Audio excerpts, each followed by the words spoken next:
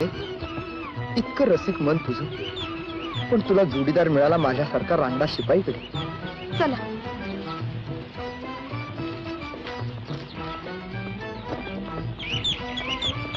सुमा, रागवलीस? आता नाही ना बोलणार. माझं भाग्य थोर म्हणून हा असा पती मिळाला.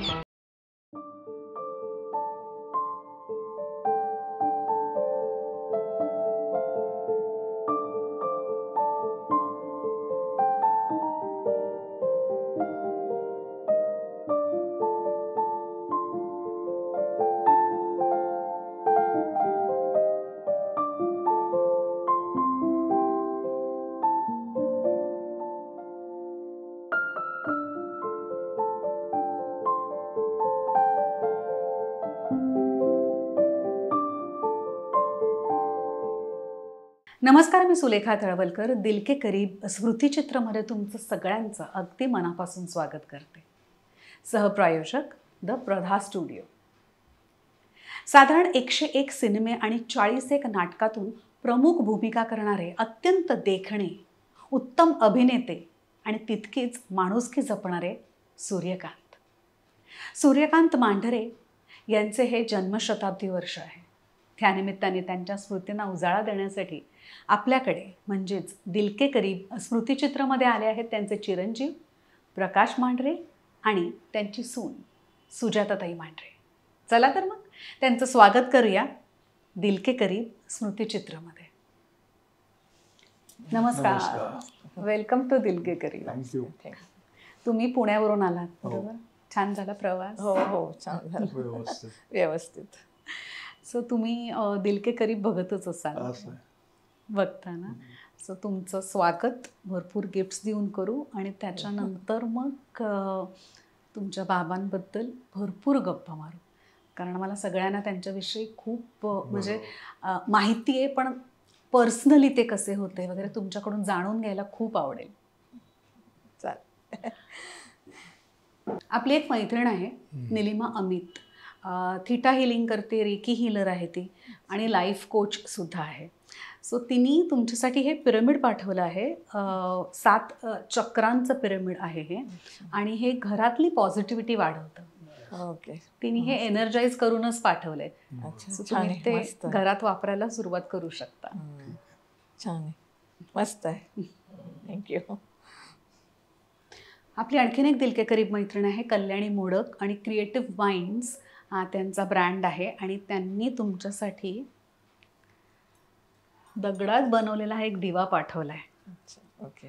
हे जे पाथरवट असतात ना त्यांच्याकडून, त्यांच्याकडून हां, हे सगळे आर्टिफॅक्ट्स त्या बनवून घेतात. जरा जड आहे. छान आहे, मस्त आहे. दिवाळीसाठी छान. हो ना, मस्त आहे. थँक्यू. त्या निमित्तानं आठवणीत राहील आम्हाला ते. आपली एक साताऱ्याची मैत्रीण आहे डॉक्टर आरती सोमण, आणि त्या स्वतः आयुर्वेदिक डॉक्टर आहेत.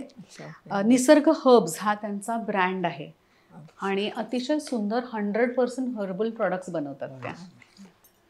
एक साबण पाठवलाय हर्बल सोप तुमच्यासाठी. सिरप फॉर ॲसिडिटी आणि ब्लोटिंग, गॅस्ट्रिक इश्यूजसाठी हे सिरप आहे. पेप्सोफोर्ट. त्यांची औषधं पण छान असतात. हा, ओके. आयुर्वेदिक हर्बल. हो. नीम त्रिफळा टूथपेस्ट आहे. अच्छा, टूथपेस्ट. फेस ऑइल आहे, आणि मी आता आयुर्वेदिक वापरत होते, आता हर्बल वापरायला सुरुवात. आयुर्वेदिकच आहे. आयुर्वेदिकच आहे ना. अच्छा. आणि जिंजर लिली हॅपीनेस अगरबत्त्या आहेत, आणि एरवीच्या आपल्या अगरबत्त्या लवकर संपतात ना, ह्या 50 ते 60 मिनिटं टिकतात. अच्छा. आणि यांचे फ्रेग्रन्सेस सुद्धा खूप सुंदर आहेत. खूप छान, प्रसन्न, शांत वाटतं. अच्छा. ओके. मस्त आहे. आत्ताच आपण निसर्ग हर्ब्सच्या आरतीताई आणि त्यांचे सासरे बुवा यांच्यावरती एक एपिसोड सुद्धा केलाय. सो तुम्हा सगळ्यांसाठी लिंक दिलेली आहे, त्या लिंकवर क्लिक करा आणि उद्यमशील हा जो सेगमेंट आहे आपला तिथे जाऊन निसर्ग हर्ब्सवरती जो आपण एपिसोड केलाय तो प्लीज नक्की बघा. थँक्यू. सोमन ना, सोमन आयुर्वेदिक ना, doctor Aarti Aarti Soman. Thank you very much. Rohan Prakashan सुद्धा आपल्या दिल के करीब आहेत आणि तुमच्या पिढीतले हे एक अतिशय नावाजलेले नारायण धारप नावाचे लेखक आहेत, भयकथाकार आहेत आणि चंद्राची सावली नावाचं एक पुस्तक रोहन प्रकाशनने तुमच्यासाठी भेट म्हणून पाठवलं. पूर्वीपासून मी वाचतो. अच्छा अच्छा. ठीक आहे. ओके, छान. थँक्यू. दुपारचा वेळ मिळतो ना तेव्हा मी थोडे पुस्तकं वाचत असते. हे जरा आता थोडं बंद केलं त्यांनी, नाही तर पूर्वी हे खूप पुस्तकं वाचत होते. आता हे नक्की वाचेल. आणि RDK 20 हा जर का कुपन कोड दिल के करीबच्या सगळ्या प्रेक्षकांनी वापरला तर रोहन प्रकाशने त्यांच्या सगळ्या पुस्तकांवर दिल के करीबच्या प्रेक्षकांसाठी 20% डिस्काउंट सुद्धा ठेवलाय. ओके. आमचे सासऱ्यांची इतके पुस्तकं आहे ना, जवळजवळ आमच्याकडे लायब्ररी आहे मोठी. पण आता काय काय खराब व्हायला लागले ना. विकत घेऊन वाचायचे. कुठलंही पुस्तक विकत घेऊन वाचायचं. वाचन खूप होतं त्यांचं. आता थोडे पुस्तकं आम्ही एका म्हणजे पुण्यात लायब्ररीला संस्थेला देऊन टाकली वाचण्यासाठी. ते खराब व्हायला लागली ना, थोडं वाळवी वगैरे सगळं असं लागायला लागलं. तिथे मेंटेन ते स्वतः लिहायचे सुद्धा ना. माझे वडील तसे कलाकार जसे होते तसे लेखक म्हणून नंतर प्रसिद्धीस आले. त्यांनी स्वतःचं आत्मचरित्र लिहिलं. नंतर हे आत्मचरित्र आहे धाकटी पाती. तसंच विश्वकर्मा हे बाबूराव पेंटरांच्या जीवनावर लिहिलं. दाखवूया का आपण ते दाखवा कॅमेराला.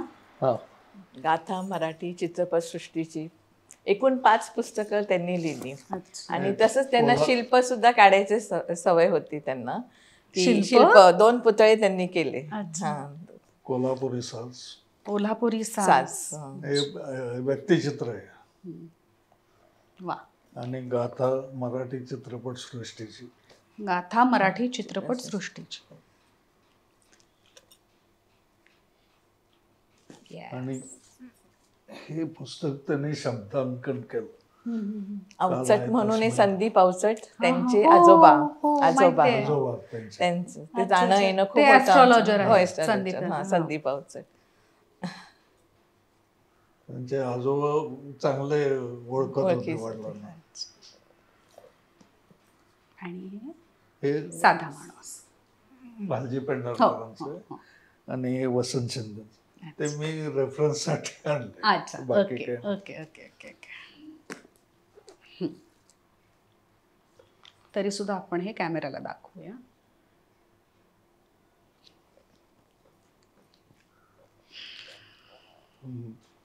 चित्रपट सृष्टीतले वडिलांचे गुरु म्हणजे बाबा गजबर, बाबा भालजी पेंढारकर. आणि पेंटिंग मध्ये बाबा गजबर.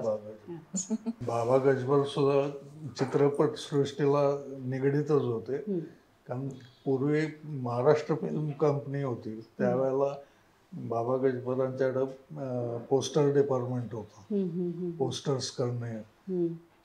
आणि तिथे माझे काका चंद्रकांत मांढरे त्यांच्या हाताखाली काम केलं त्यांनी. पोस्टर्स पेंटिंग त्यांच्याकडेच शिकले ते पेंटिंग.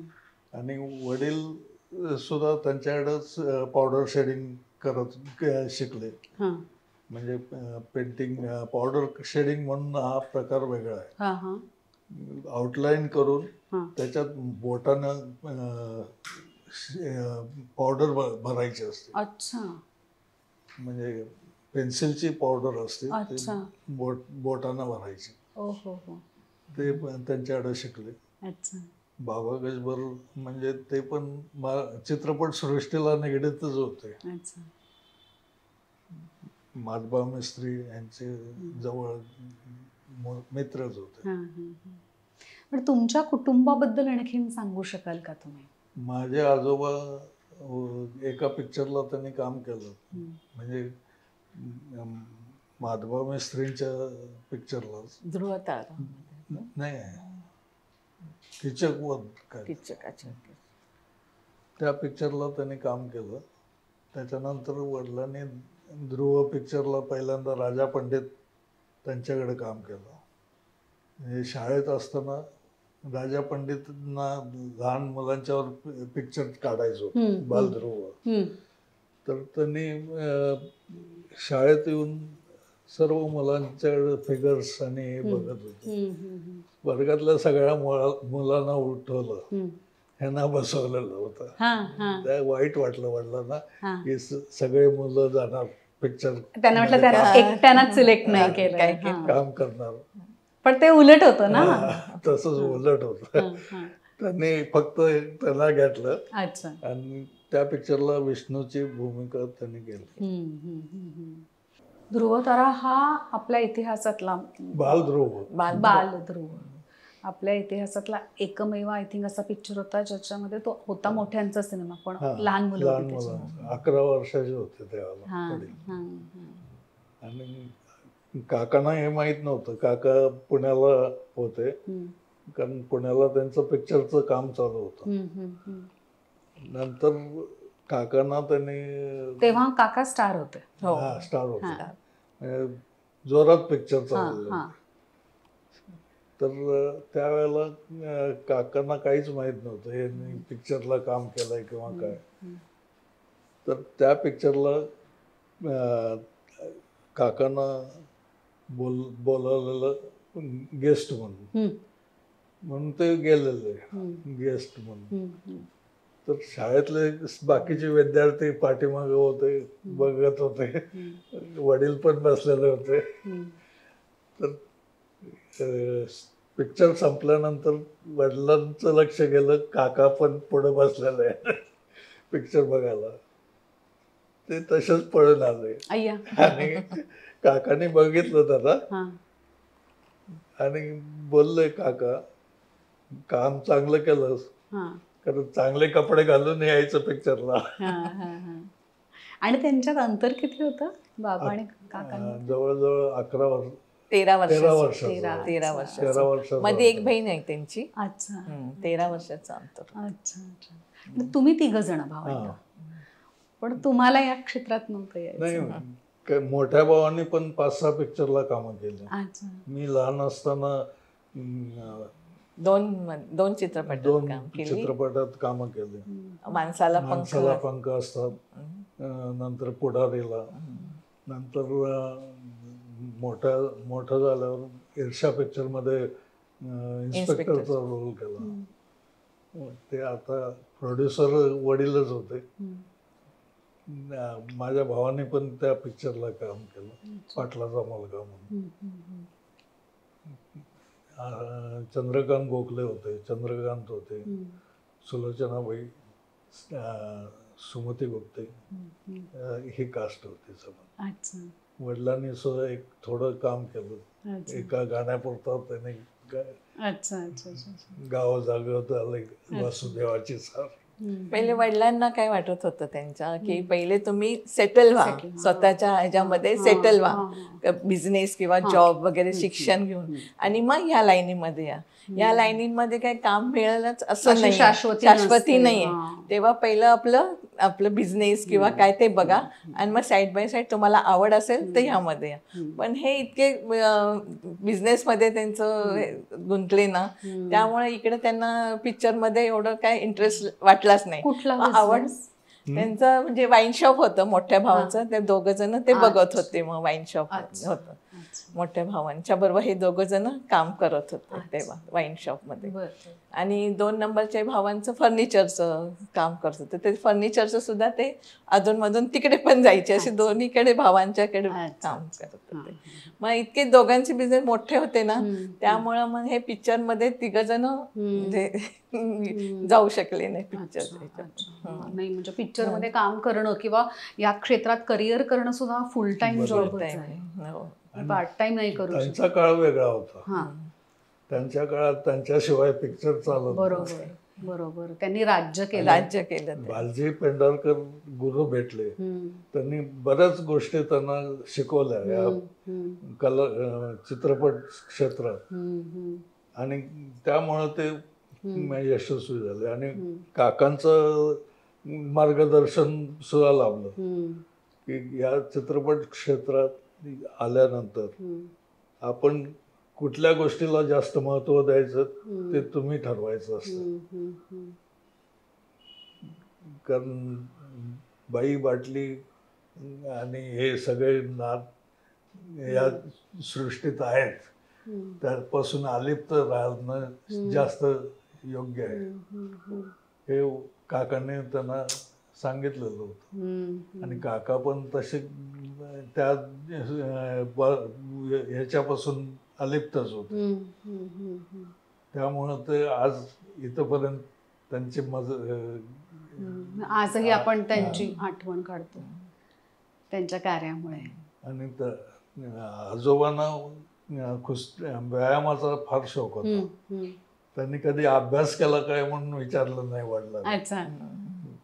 तालमीत गेलेला का, व्यायाम केला का, किती जोर मारले, किती बैठका काढल्या, हेच विचार. आमच्या घरात वातावरण तसंच असतं, व्यायाम केला पहिला. आता तुमचे बाबा आम्हाला एक उत्तम कलाकार म्हणून माहितीच आहेत. आपल्या मराठी फिल्म इंडस्ट्रीचे त्यावेळेचे ते सुपरस्टार होतेच, पण ते वडील म्हणून कसे होते? फिल्म इंडस्ट्रीची कामं संपली तर ते घरी म्हणजे एक वडील म्हणून फार चांगले होते. मनमिळावू, आमच्या सोबत गप्पा, रोजचं तुझं काय चाललंय, तुझं काय काम केलंस, रोज आमची चौकशी करायची. अशा गप्पा गोष्टी असायच्या आमच्या. आमच्या बंगल्याला एक गच्ची होती, तिथं आम्ही संध्याकाळी बसायचं, गप्पा मारत, प्रत्येकाचं चर्चा व्हायची. संध्याकाळी बसून आम्ही काय केलं तू, किंवा प्रत्येकाला विचारायचे. अशा गप्पा असायच्या आमच्या. आणि माझ्या पुतणे किंवा मुलांच्या बरोबर त्या नातवंडांबद्दल फार ते गप्पा आणि गोष्टी करायचे. नकला सुद्धा करून दाखवायचे, डायलॉग म्हणून दाखवायचे छान छान पिक्चर मधले स्वतः. पण ते तेव्हा खूप बिझी असतील ना, ते वेळ देऊ शकायचे घरात? काय नाटकाचे दौरे संपले की जर कोल्हापुरात शूटिंग असेल तर संध्याकाळी घरीच असायचे. तेवढाच वेळ आम्हाला मिळायचा. 7-8 दिवसाचं शूटिंग शेड्यूल असेल, त्या 7-8 दिवसाचा आम्हाला सहवास मिळायचा. नाटकाचे दौरे तर महिनाभर असायचे. त्यावेळेला आईने सगळं घर सांभाळलं. आम्हाला शिस्त लावली आईनीच. आई तशा कडक पण होत्या आणि प्रेमळ पण होत्या. त्यामुळे आम्ही आजपर्यंत व्यवस्थित आहे. आणि ताई, सासरे म्हणून ते कसे होते? सासरे म्हणून तर ते चांगलेच होते. जेव्हा मला हे स्थळ आलं की सूर्यकांत मांढरे यांच्या मुलाचं, तर जरा आणि मला तसं छान वाटलं. म्हणजे आपले मोठे पिक्चरचे छान म्हणजे स्थळ आहे.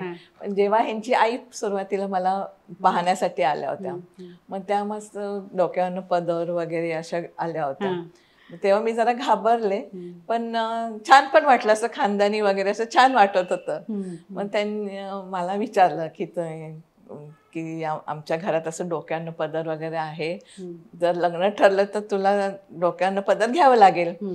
तर तेव्हा मी एवढं कॅम्पमध्ये राहिलेली होती ना, तर म्हणजे डोक्यानं पदर पुणे कॅम्पात तर तसं थोडं माझं मन हे झालं. पण जेव्हा आमचे मेहुणे गेले होते पाहायला कोल्हापुरात त्यांचं घर वगैरे वातावरण, तेव्हा मग त्यांना तिकडचं एकत्र कुटुंब पद्धती, त्यांचं ते सगळ्यांच्या डोक्यानं पदर वगैरे सगळं छान वाटलं आमच्या मेहुण्यांना. पण ते घरी आल्यावर मला समजून काढली, छान सुजाता, छान वाटतं डोक्यानं पदर घेणं वगैरे, काय हरकत नाही लग्न जमवायला. मग लग्न माझं झालं छान. म्हणजे तसे सासरे आणि सासूबाई खूप चांगल्या, जरा कडक होत्या सासूबाई, पण छान, म्हणजे त्यांच्या कडकपणा सुद्धा प्रेम होतं, छान होत्या तशा. दोघं सासरे पण छान होते, सासरे काही बोलायचे नाही, काही नाही, होते ते छान. ताई, तुम्ही तुमच्या सासऱ्यांचा पहिला चित्रपट कधी बघितलं आणि कोणता बघितलात, आणि तुमची रिॲक्शन काय होती? तसे मी जास्त मराठी चित्रपट पाहतच नव्हते, आणि कॅम्प एरियामध्ये असे मराठी पिक्चर लागतच नव्हते थिएटरमध्ये. फक्त शनिवारचं टीव्हीवर यायचे Marathi picture black and white मध्ये, ते आम्ही बघायचो संध्याकाळचं त्यावेळेस. पण त्यातले चंद्रकांत कोण, सूर्यकांत कोण, ते काय माहीतच नव्हतं. मग हे स्थळ आलं मला मांढरेंचं, तेव्हा मग मला हे नव्हते आले मला पाहण्यासाठी. घरातले सगळे आले होते, पण हे पाहण्यासाठी आले नव्हते. मग मला सासूबाई म्हणत, तुला मुलगा बघायचा असेल ना तर ईर्ष्या पिक्चर बघून ये, त्यामध्ये इन्स्पेक्टरचा रोल केलेला आहे. तर मग मी माझ्या वहिनींना सांगितलं, काय करायचं, बघायला जायचं का आपण. ते तेव्हा भानुविलासला लागला होता तो पिक्चर, ईर्ष्या पिक्चर. मग वहिनी, मी आणि वहिनींची एक बहीण, असं आम्ही तिघीजणी मिळून भानुविलासला गेलो पिक्चर पहिला. तो माझा पहिला चित्रपट मराठी थिएटरमध्ये बघायचा. मग त्यामध्ये ह्यांना पण बघितलं, सासू नाही सासरे, मोठे दीर पण होते त्या पिक्चरमध्ये. तो माझा पहिला चित्रपट. असं पहिल्यांदाच होत असेल ना की मुलगी, म्हणजे मुलीचं असं ओळख होते कुटुंबाशी थिएटरमध्ये. आणि लग्न ठरवून आलो म्हणून मला नंतर सांगितलं. हे एकटे थांबले होते घरी, बाकी तेव्हा ईर्ष्या पिक्चरचं प्रीमियर होतं, तेव्हा सगळे बाकीचे गेले. तुम्ही का नव्हता गेला घरी? सगळ्यात लहान, बाकीचं बघायचं कोण, घरातलं दुकान वगैरे सगळं कारखाना बघायचं. पण मुलगी तर तुमच्यासाठी बघत होती ना. नाही, तेव्हा सासरे पण त्यावेळेस म्हणाले, हा विषय नव्हता, पद्धतच नव्हती. नाही, लग्न करायचं नाही आता सध्या. ह्याचं एका मध्यस्थाने आईनं सांगितलं, आलाय तर बघून जा. तेव्हा मग मुलगी बघायला काय हरकत आहे म्हणून सासूबाई फक्त एकट्या आल्या होत्या, आणि ते म्हणजे ज्यांनी सुचवलं ना ते दोघी जणीच आल्या होत्या. पण त्यांना पहिल्या भेटीतच मी आवडले होते आमच्या सासूबाईंना, आणि आमचं एकत्र होते, आजी आजोबा होते, काका काकी सगळे होते, त्यांना ते आवडलंय, कुटुंबातली मुलगी म्हणाले. तर मग त्यांनी जाऊन सांगितलं सासऱ्यांना की मुलगी मला आवडली, तुम्ही पण एकदा बघून या. आणि तुमचं काय माहेरचं आडनाव? भावकर, शांताराम भावकर यांची मी मुलगी, आणि कॅम्प एरियामध्ये होते एमजी रोडवर. तर तेव्हा ते मुलगी तरी बघून या. तर तेव्हा म्हणाले, आता माझं पिक्चर आता लागलेलं आहे, म्हणाले सासरे, तेव्हा आता तू ह्या फंद्यात पडू नको, थोडे 1-2 वर्ष जाऊ दे, मग आपण त्याच्या लग्नाचा विचार करूया. पण नाही, सासूबाईं पण त्यावेळेस त्यांनी ऐकले नाही, सर्वांना घेऊन आले ते बघायला, आणि त्यांना पण पसंत पडली सगळ्यांना, मग ते ठरून गेलं लग्न तेव्हा. सगळे आल्यावर मला सांगितलं, तुझं लग्न ठरवून आलं आणि अमुक तारखेला करायचंय. तोपर्यंत मी 2 जूनला, म्हणजे आमच्या सासऱ्यांचा वाढदिवस 2 जूनला असतो ना, त्याच दिवशी आमचं लग्न ठरलं, 2 जून 1979 साली. मग तुम्ही बघितलं कधी यांना? नंतर नंतर म्हणजे 2 महिन्यांनी परत, म्हणजे शालू वगैरे घेऊन आले मुंबईवर, इथंच आले होते मुंबईतच, सासूबाईंनी हेच आले होते, शालू कपडे वगैरे मला दाखवण्यासाठी आले होते. तेव्हा मी पहिल्यांदा बघितलंय ना प्रत्यक्ष. काकांचं आणि बाबांचं नातं कसं होतं? त्यांचं नातं म्हणजे राम लक्ष्मण सुद्धा कमी पडतील एवढं चांगलं होतं. कारण एकाला काय दुखलं खोपलं तर दुसऱ्याच्या डोळ्यात पाणी येतं, असं असायचं. आणि तसंच जो काका रागवले की वाटल तसे बोलायचे पण, त्यामुळे आम्ही पण घाबरत होतो. दादा आमचे म्हणजे काका जास्त कडक होते, कडक खूप होते ते. बाबांपेक्षा. हो, बाबांपेक्षा. आम्ही आले ते तरी आम्हाला भीती वाटायची त्यांच्याबद्दल. दादा, आम्ही दादा म्हणायचो त्यांना, दादा आले म्हणून. पण तसे ते पण प्रेमळ होते, पण दुसऱ्या बाबतीत कडक होते. जर वाईट वगैरे काय तर कडक होते. त्यांचा दोघांचा एक किस्सा आहे ना की काकांना बाबांना चापकाने मारायचं होतं, असा कुठला तरी सीन होता, तो सांगू शकाल का? बरोबर. माझ्या काकांची 61 होती. त्यावेळेला ते नाही म्हणाले, माझं मी काय असा एवढा मोठा नाहीये, 61 असं समारंभ काय करायचा नाही. त्यावेळेला दिलीप कुमारला इन्व्हिटेशन दिलेलं, लताबाई येणार होत्या, बालजी पेंढारकर, हे सगळे मोठे लोक. त्या लताबाईंच्या शब्दाखातर दिलीप कुमारनं आमंत्रण स्वीकारलेलं. हे सगळं घडवून आणलं चारुदत्त सरपोतदारांनी वडिलांनी. तर एकदम ते नाही म्हटल्यावर सगळा विरस झाला. त्यामुळं ते त्यांच्या जरा हे झालं, म्हणजे कडवटपणा आला. पण तेवढ्या पुरतच. दुसऱ्या दिवशी परत काय वामन रागवलंच काय असं काका स्वतःहून विचारायला यायचे. किंवा वडिलांचं काय चुकीचं असेल तर वडील जायचे, दादा कालचं माझं चुकीचं होतं, तुमचं बरोबर आहे. असं दोघंही रात्रभर विचार करायचे, आपण बोललो ते बरोबर आहे का चूक, असं दोघांची. तो सिनेमा तो हाय पवना, नाही ते पवना धंडी ते त्याच्यामध्ये ते वारलेले होते. आणि चाबक मारल्याने तो पिक्चर सावकारी पास नाही, सावकारी पास नाही. तुम्हाला आठवतंय पिक्चरचं नाव आणि किस्सा आठवतोय? ते पंचायती पिक्चर मध्ये त्यांनी दोघांनी काम केलं होतं. भावाचं नाही, गडी आणि काहीतरी असं. आणि त्यामध्ये त्यांना दादांना काकांना मारायचंय, म्हणजे बाबांना चापकाने मारायचंय. मग ते सीन म्हणजे दोघं जण म्हणजे सीन करायचं म्हणजे जीवापाड, म्हणजे जसं पाहिजे तसं, डमी नाही काही नाही वापरत होते. मग त्यांनी त्यावेळेस मारलं त्यांना चापकाने. आणि इतकं म्हणजे मारलं ते वन सुद्धा उठले होते त्याच्यावर. मग तो सीन वगैरे एकदम ओके झाला, शॉट संपला. आणि मग ते एकदम जवळ गेले पहिले बाबांच्या, की वामन बघू कुठं तुला काय लागलं का. तर वन उठले होते, ते रडत होते. मग ते पण रडले. मग दोघं जण रडायला लागले. मग म्हणजे एवढं मी तुला मारलं, तो सीन होता, मी काय करू. मग दोघांनी मिठी मारली, रडले दोघं जण. थोड्या वेळ मग शूटिंग वगैरे थांबवलं होतं.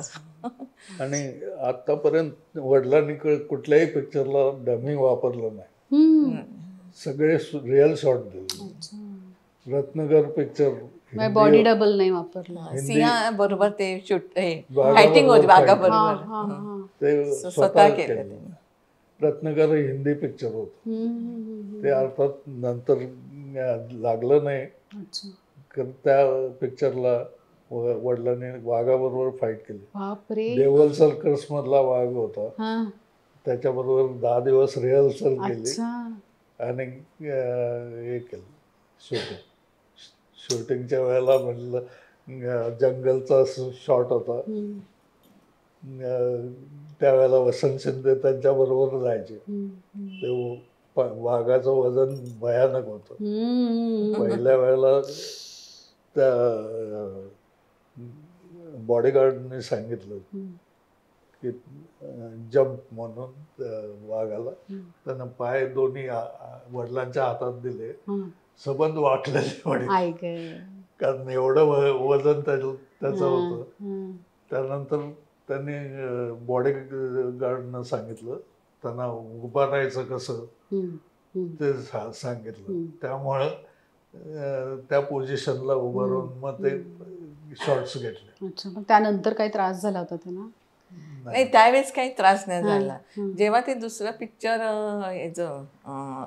घोड्यावरचं होतं ना सीन, तेव्हा तो घोडा काहीतरी म्हणजे डोळ्यांनी हे होता का काय माहित नाही, जेव्हा ते गेले घोडे एकदम फास्ट मध्ये, तेव्हा तो घोडा त्यांच्या तो लगा असा हातात आला की तो घोडा एकदम त्यांच्या अंगावर पडला.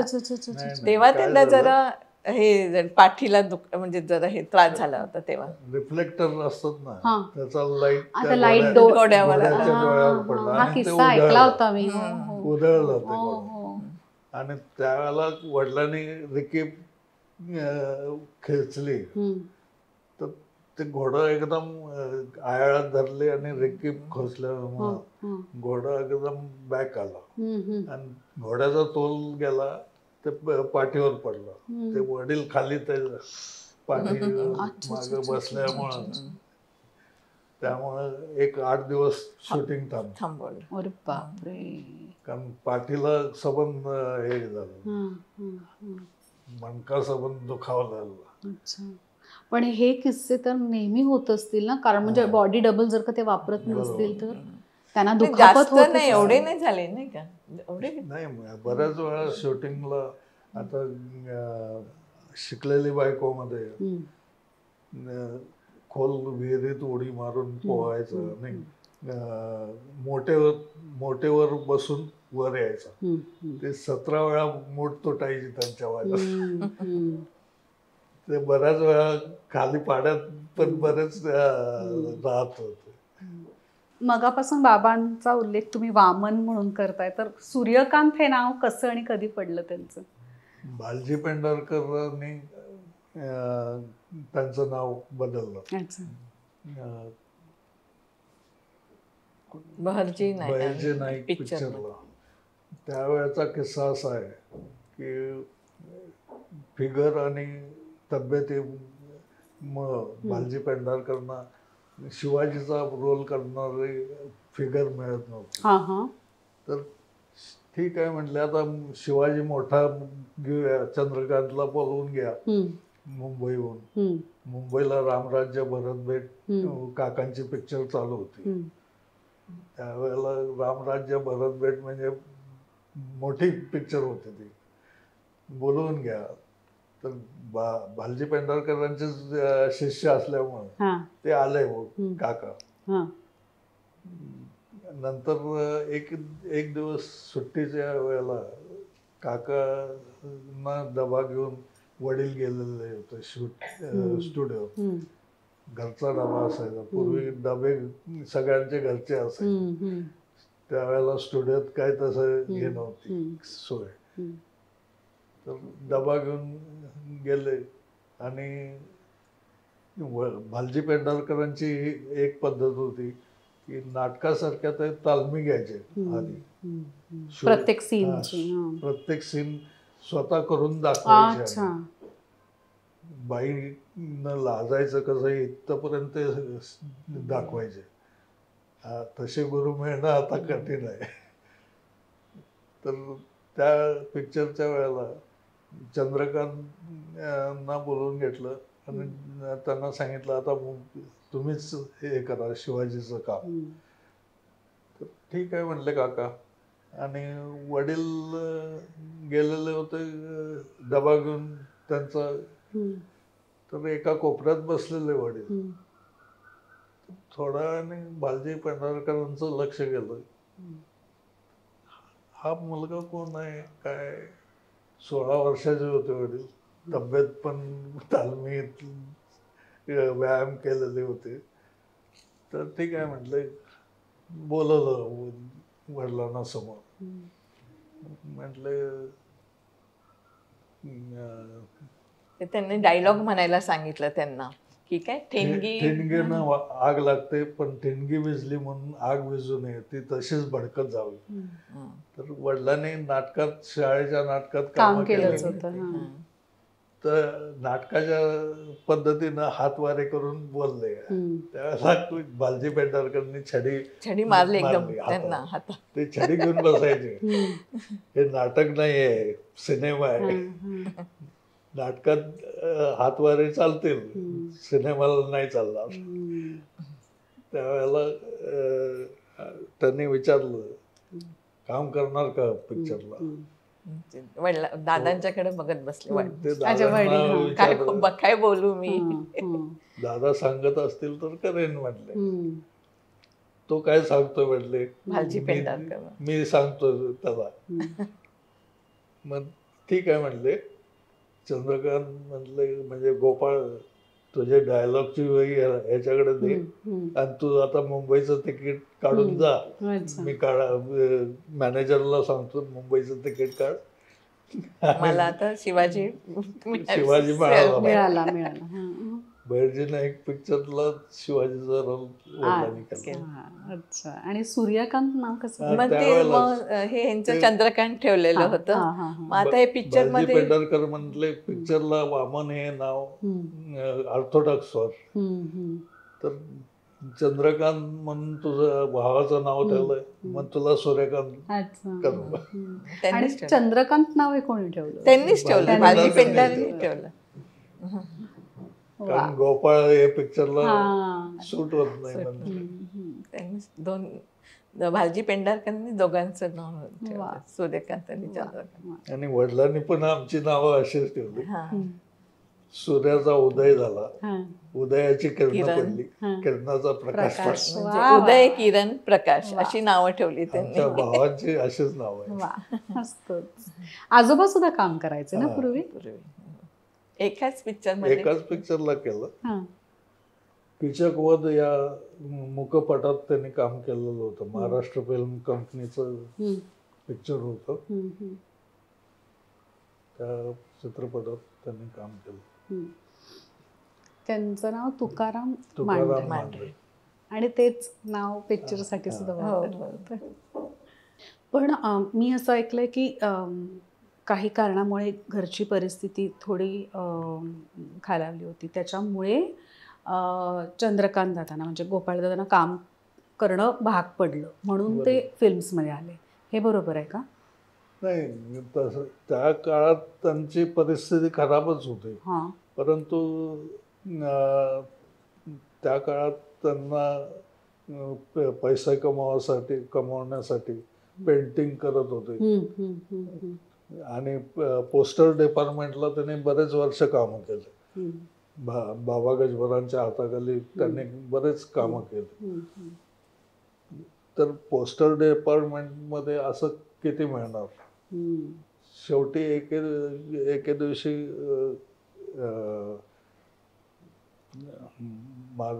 माधबा मिस्त्री म्हणजे मराठी चित्रपटाची सुरुवात ज्यांनी केली, त्यांनी एका पिक्चरला त्यांना म्हणजे महाराष्ट्र फिल्म कंपनीचे प्रोड्युसर म्हणायचे, त्यांनी एका पिक्चरला त्यांना काम दिलं आणि तिथून सुरुवात झाली. काकांची म्हणतात. त्यांची तब्येत, बोलणं, वागणं या गोष्टी त्यांनी हे केलं. शिवाय कोल्हापूरला जो शिवाजीचा पुतळा आहे शहरात, त्या शिवाजीच्या पुतळ्याचे मेजरमेंट सबंध चंद्रकांत मांढरेंचे आहेत. आणि रायगडचा पुतळा आहे शिवाजीचा सिंहासनावर बसलेला, ते वडिलांच्या मेजरमेंटवर केला. शिवाजीचा पुतळा माधबा मिस्त्रीने केला आणि त्यांच्या मुलांनी रायगडचा केला. त्यामुळे हे आजराभर प्रतिकृती आहेत. पण काकांची इच्छा नव्हती ना की धाकट्या भावानी काम करावं, त्यांनी म्हणजे इंडस्ट्रीमध्ये काम करावं? फिल्म इंडस्ट्रीत बऱ्याच लोकांचं कशी वाट लागली मगाशी म्हणालात तुम्ही, त्यामुळं त्यांना वाटत होतं की ह्या इंडस्ट्रीत त्यांनी येऊ नये, मोठं शिकवून काहीतरी काम धंदा असं वाटायचं. करावं असं त्यांची इच्छा होती. कारण भालजी पेंढारकरांना एकदा फिगर मिळाली, त्यामुळे भालजी पेंढारकर म्हणले शिवाजी माझा तूच आहेस. पण त्याच्यानंतर मग काम सुरूच झालं. नाटकाचे दौरे, प्रत्येक काम केलं. हिस्टॉरिकल केलं, मायथॉलॉजिकल केलं, कॉमेडी केली, पौराणिक चित्र, म्हणजे खेड्यातली कामं, ग्रामीण, हे सगळी कामं प्रत्येक टाईपचे रोल केले. त्यामुळं इतके ते या इंडस्ट्रीत सामावून गेले की कुठलाही रोल त्यांना असा अवघड वाटला नाही. त्यांना नको होतं, पण म्हणजे काकांना तरी सुद्धा सूर्यकांत जे आले फिल्म इंडस्ट्रीमध्ये काम करू लागले आणि त्या दोघांनी जवळपास 11 एक सिनेमे एकत्र केले ना. हो, सांगते एका सलामी, बरेच पिक्चर आहेत. पावणा काठचा दोंडी, शिवाजी संभाजीच्या भूमिका सुद्धा केल्या. थोरातांची कमाल, मोहित्यांची मंजुळा, या सगळ्या पिक्चर मध्ये जवळजवळ 11 ते 12 पिक्चर आहेत. अच्छा अच्छा. मग त्यांचा एखादा किस्सा सांगू शकाल दोघांचा? हा, ते पावणा काठचा दोंडी मध्ये दोघं भाऊ दाखवले, धोंडी आणि कोंडी असे 2 जण भाऊ असतात. तर ते शेवटी मरणाचा सीन होता, दादा वारले म्हणून. तर ते त्यांच्या मांडीवर असं वारल्या म्हणजे गेलेलं सीन होता. तर त्या सीन मध्ये चांगला झाला, म्हणजे रडणं वगैरे गेले ते, त्या ह्याच्यामध्ये छान सीन झाला. आणि मग इतकं म्हणजे ते शॉर्ट ओके झाल्यावर शूटिंग संपवलं आणि जर 2 जण एकमेकांवर इतके रडायला लागले 2 जण बघून ते. आणि जे शूटिंग वगैरे ते असतात ना करणारे कॅमेरामॅन वगैरे, ते पण त्यांच्याही डोळ्यामध्ये खूप पाणी आलं त्यावेळेस. म्हणजे जवळजवळ 1-1.5 तास शूटिंग बंद केलं त्यासाठी त्यावेळेस. म्हणजे खूप तो प्रसंग तो वाईट रडत होता त्यावेळेस. वडिलांनी कॅमेरा डिपार्टमेंटला पण काम केलं.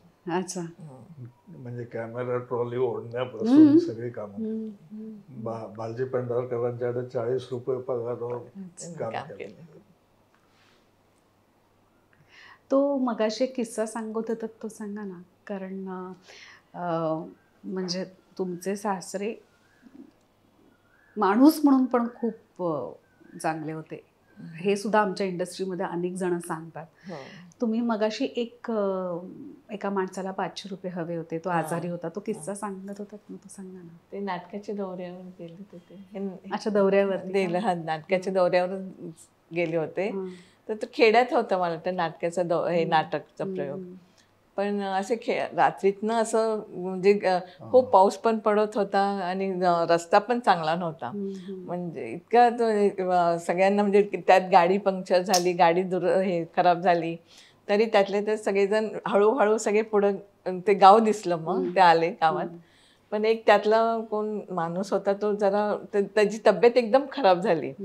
मग ते कोण होते, त्यांना सांगितलं, चंद्रकांत शिंदे. मग त्यांना सांगितलं काय, मग त्यांना सांगितलं बघ पुन्हा डॉक्टर वगैरे हॉस्पिटलमध्ये. तेव्हा ते डॉक्टरांच्याकडे गेले. त्यांनी 500 रुपये मागितले. तेव्हाचे 500 रुपये. पण ह्या कोणाकडेच नव्हते तेव्हा 500 रुपये. मग शेवटी आमचे सासरे म्हणाले, माझ्या गळ्यात चेन आहे, ती देतो, तुमच्याकडे ठेवा, पण पहिले ह्यांना त्यांची तब्येत काय आहे ते बघा, इलाज सुरू करा म्हणाले. मग तेव्हा त्यांनी इलाज सुरू केले. ते चेन त्यांच्याकडेच ठेवली. आणि मग कधी त्यांनी घेऊन आले ते मला काय माहिती नाही तेव्हा. मग नंतर पण असे ते प्रत्येकाला असे मदत करायचे, हेल्प करायचे. प्रोड्युसर होते त्या नाटकाचे. तर ते कुणाकडेच पैसे नव्हते त्यावेळेला, कारण गाडी खराब झाली, दुरुस्तीला पैसे सगळे संपले. आणि ज्याने प्रयोग लावायला म्हणून घेतलेलं होतं तो पळून गेला. बऱ्याच अशा घटना झालेल्या आहेत त्यांच्या आयुष्यात. तेवढ्यासाठी ते नेहमी गळ्यात सोन्याची चेन कायम असायची त्याच्या. जर कुठे काय प्रॉब्लेम झाला तर असावे.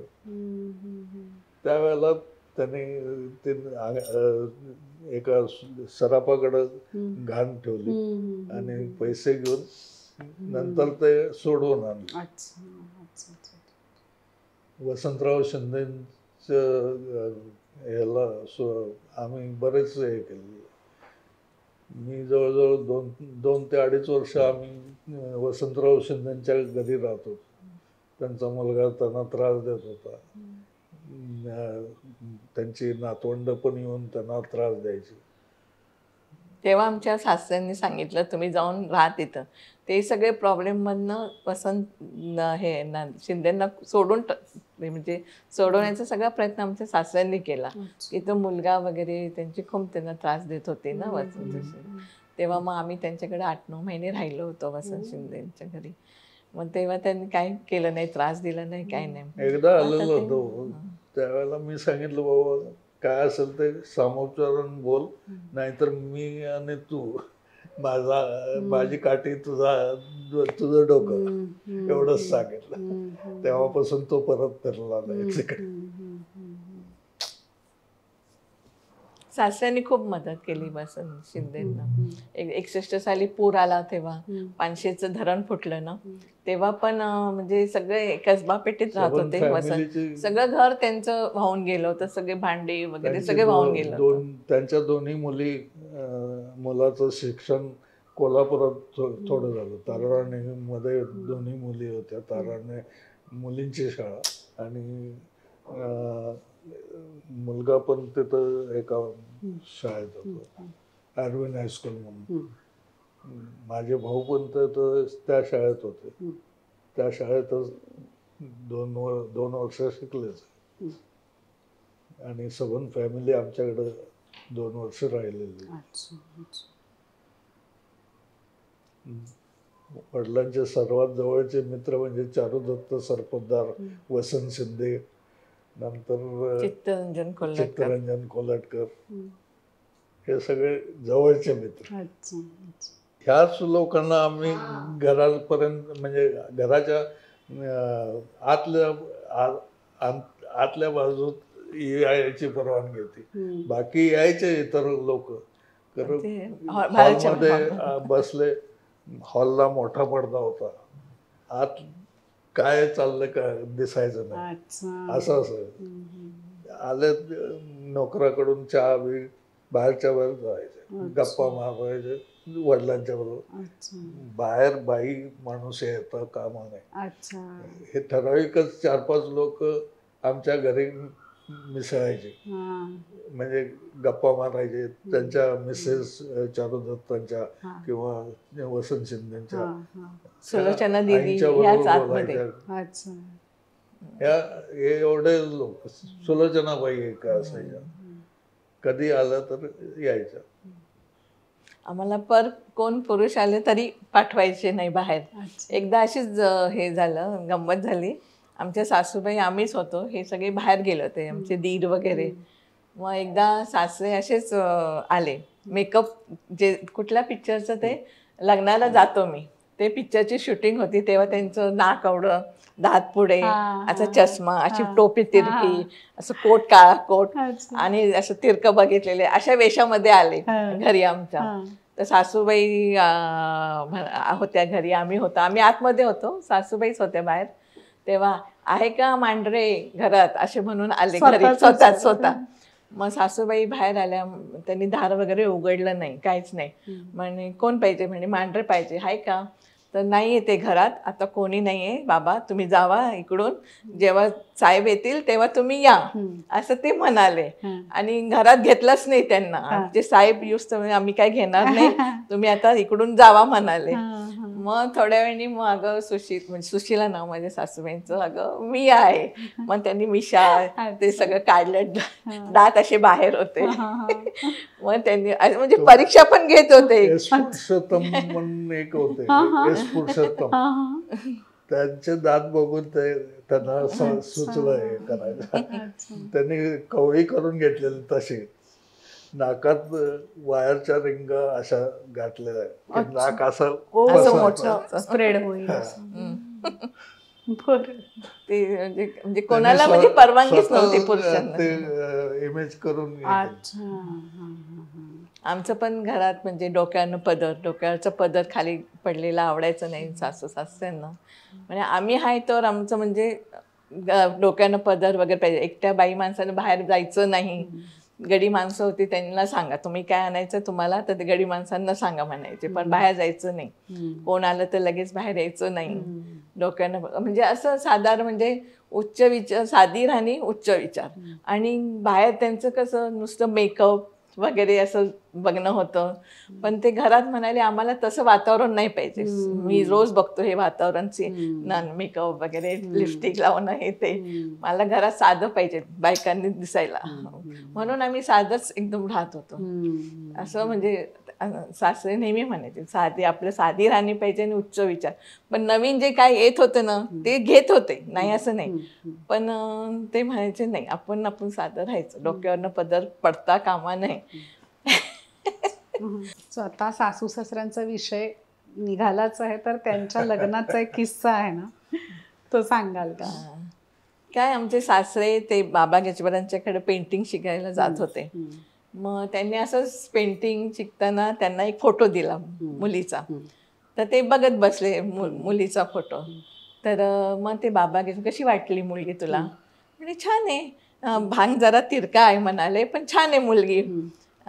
तर ती माझ्या मित्राची मुलगी आहे, आता तुझं लग्न करायचं की नाही, आता तो आता मोठा झालास, मग बघ तुला मुलगी आवडते की नाही.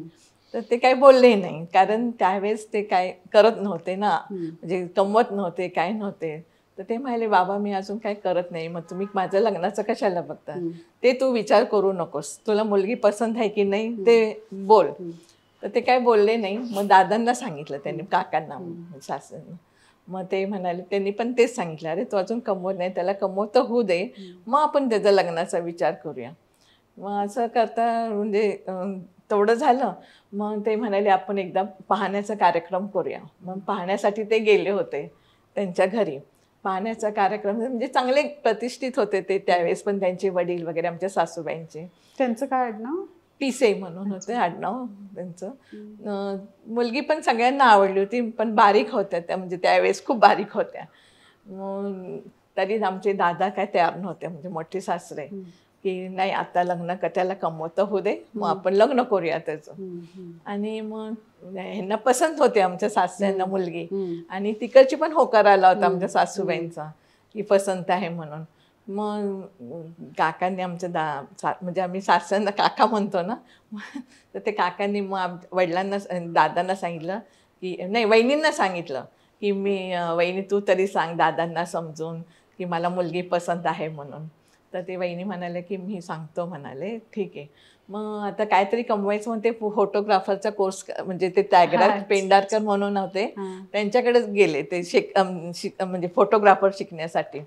मग म्हणजे आमच्या सासूबाईंना तेव्हा कळालं तिकडे की ते तिकडे जातात म्हणून फोटोग्राफर शिकायला.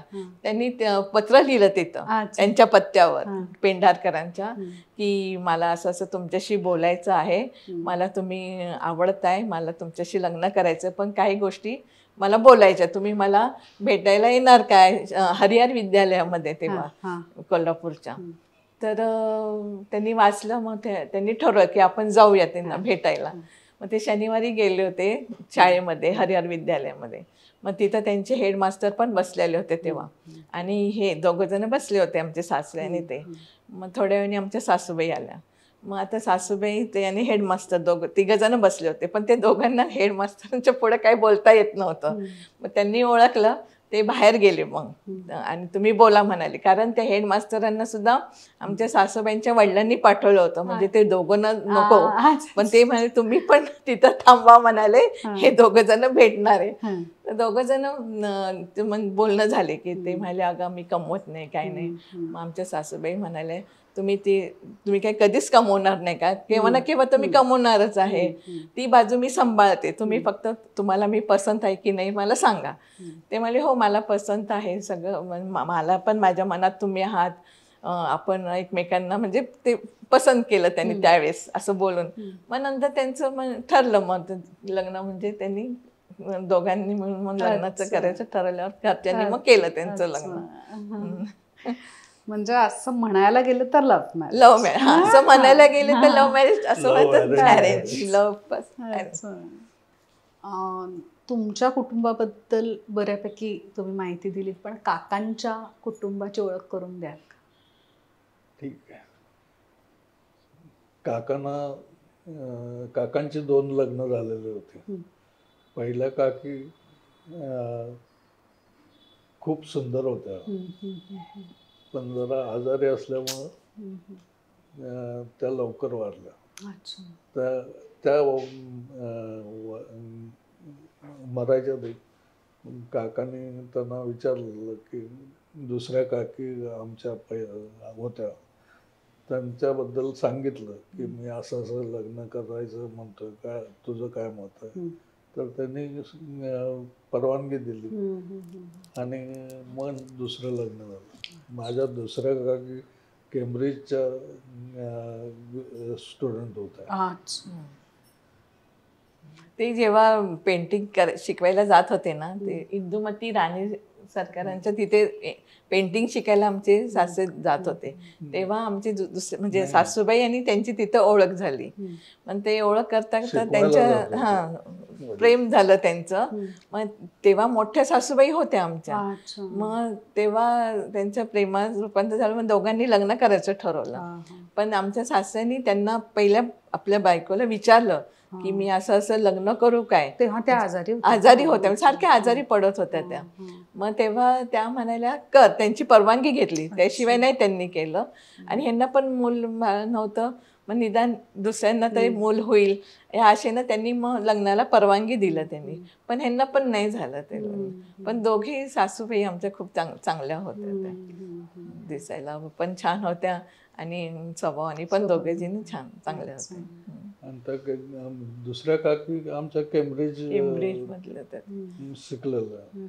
त्या पण मेनी स्कर्ट वगैरे घालत होत्या म्हणजे लग्नाच्या अगोदर. मग लग्न झाल्यावर डोक्याचा पदर त्यांचाही कधी खाली गेला नाही. त्यांचं एक पेंटिंग आहे म्हणजे चंद्रकांत मांढरे आर्ट गॅलरीमध्ये त्यांनी स्वतः केलेलं स्कर्ट मधलं, काकींच आणि काकीनेच केलं पेंटिंग. पण बाबा आधी गेले ना? हो, काकांच्या. आणि बरोबर 1 वर्ष काका गेले. अच्छा. आणि बाबा कशाने गेले? Heart attack, low BP low झालं तर ते गेले. किती वर्षाचे होते ते? 73 वर्षाचे. काका आणि आमच्या सासूबाई पुण्यात राहत होते. पण दादांचा वाढदिवस आला की ते कोल्हापूरला त्यांना भेटायला वाढदिवस साजरा करण्यासाठी जात होते. तेव्हा त्यावेळेस ते गेले होते आणि 8 दिवसांनी 8-10 दिवस राहायचे आणि परत यायचे पुण्याला. मग तेव्हा आम्हाला फोन केला ह्यांना आमच्या सासऱ्यांनी की मला डबा घेऊन तू ये घरी.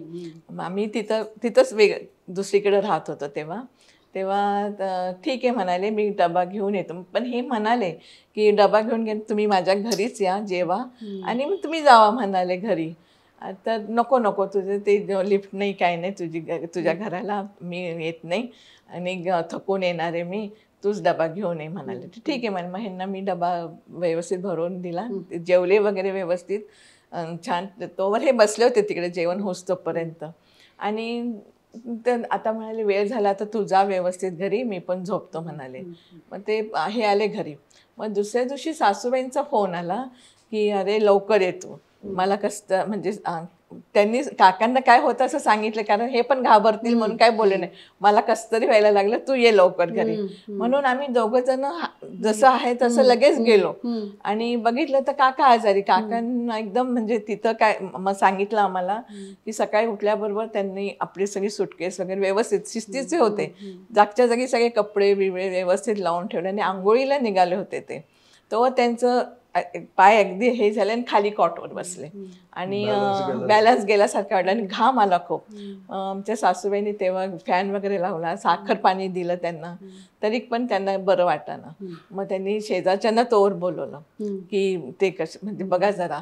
मग ते वरती एक डॉक्टर राहत होते, त्यांनी ओळखले ह्यांना जरा अटॅकचं हे, त्यांनी ओळखलं डॉक्टर. ते मला आता थांबायचं नाही, आपण लगेच हॉस्पिटलमध्ये जाऊया. आणि रविवार होता त्या दिवशी आणि त्यांचा 9-9:30 वाजता ज्येष्ठ नागरिकांचं कार्यक्रमासाठी प्रमुख पाहुणे म्हणून बोलवलं होतं त्यांना.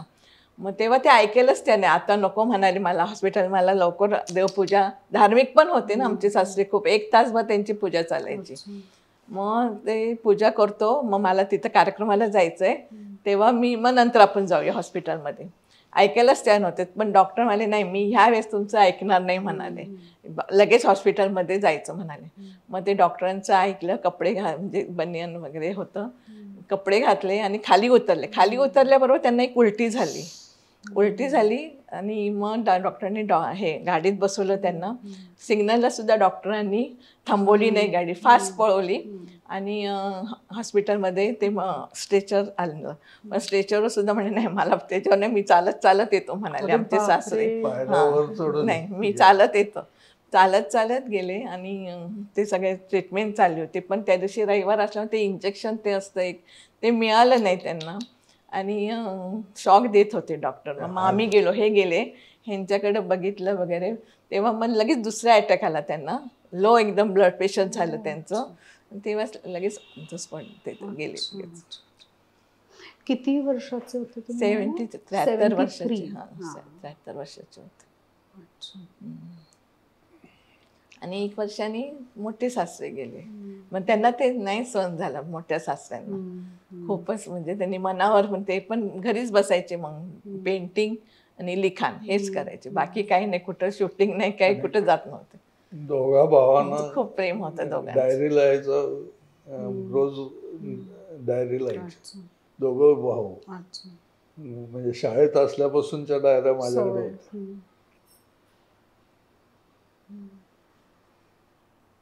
ते शाळेतल्या मास्तरांनी त्यांना सवय लावली, रोज निशील द्यायची. प्रकाशदा ताई, थँक्यू सो मच. खूप छान गप्पा झाल्या आणि तुमच्या वडिलांबद्दल, काकांबद्दल खूप काही कळलं आम्हाला. काय काय गोष्टी लोकांना माहीत नसतात. हो ना. ठीक आहे, या निमित्तानं समजतील. आणि इतकी वर्ष झाली तरी सुद्धा आपले बाबा असतात, अशा काही आठवणींना उजाळा दिल्यानंतर आपल्याला वाईट वाटतं. तर तुम्हाला काही त्रास झाला असेल आमच्यामुळे? नाही तसं काय. ठीक आहे. आठवण येते, त्यांच्याबद्दल खूप आदर होता आम्हाला खूप. म्हणजे ते जसे दोघं जण गेले तसं असं वाटलं की काय आता, म्हणजे काय घराण्यातलं शोभा म्हणती एक ते गेल्यासारखं वाटलं. पण थँक्यू, खूप बरं वाटलं. Thank you so much.